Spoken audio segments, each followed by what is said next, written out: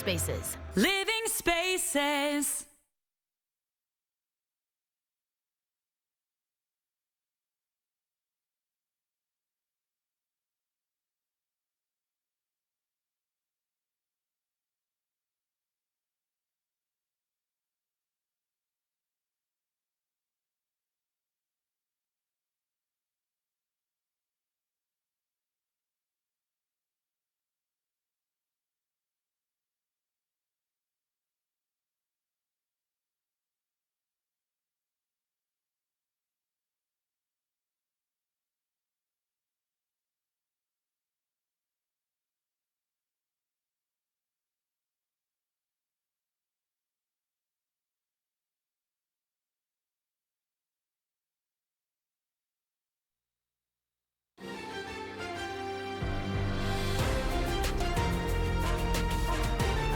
This is KCAL News Mornings. Good morning. Today is Friday, January 5th. I'm Rudabe Shabazi. And I'm Rachel Kim in for Marcy Gonzalez this morning. Thanks for waking up with us here on KCAL News and streaming on CBS News Los Angeles. Here are the stories we are tracking this morning. Another attack at a metro rail station, and this time the victim is an LAPD officer. We have the latest on what went down straight from the desk. Plus, we watched the story unfold on KCAL News Mornings this week. A looting caught on camera, and now we're live at this local bakery as it reopens. And another community grieving after yet another deadly school shooting. What investigators in Iowa are now revealing about the tragedy. And another cold and windy start to our morning. Let's take a look at your next weather forecast on this Friday. Alex Biston joining us now in for Amber Lee. Good morning. Good morning, Rudabe and Rachel. Yes, it is frosty this morning. It is breezy in some spots, and we are dealing with a little bit of rain possible as we head into this weekend, and even mountain snow showers. Snow levels will be dropping. So we will get to those details for you in just a second. I want to show you what's happening on the radar just to the north of us over the Central Valley and in some parts of Northern California, picking up a little bit of light rain this morning. I am not expecting any of that wet weather to make its way into Southern California today. We will see sunshine. We will be dry.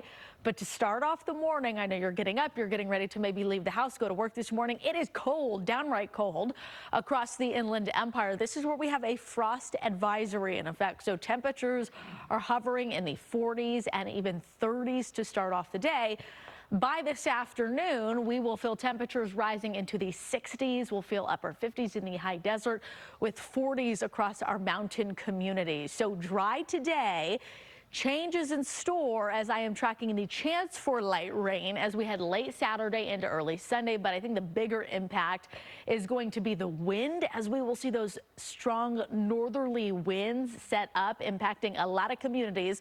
So we will talk about that coming up, plus the chance for snow up in the mountain communities. That's all coming up in just a few minutes. Kalina, we will send it over to you with a look at traffic. All right, Alex, thank you so much. And I'll be watching the chain requirements in the mountains as well, just to keep you prepared if you do decide to head up there for the weekend.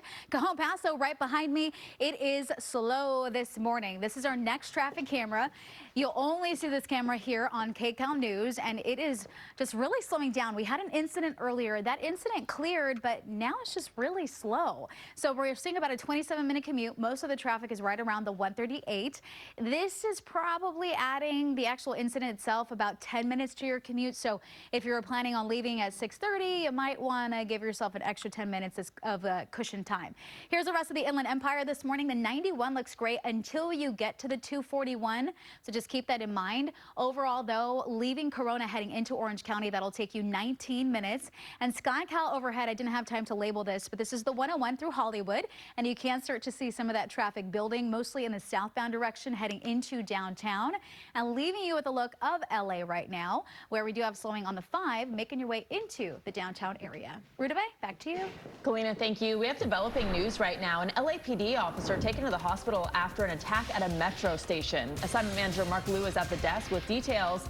And Mark, how is that officer doing? Oh, well, I'll tell you, Rutabaga, the officer was put into the ambulance awake and alert, and the ambulance left for the hospital without their lights and sirens on, so these are all good signs. But that officer did have an injury to his leg. Let me show you some video. You're going to see LA City Fire paramedics here wheeling that officer out of the elevator at the top of the Red Line platform in North Hollywood late last night. LAPD got the call on Lancashire Boulevard at the Red Line station at about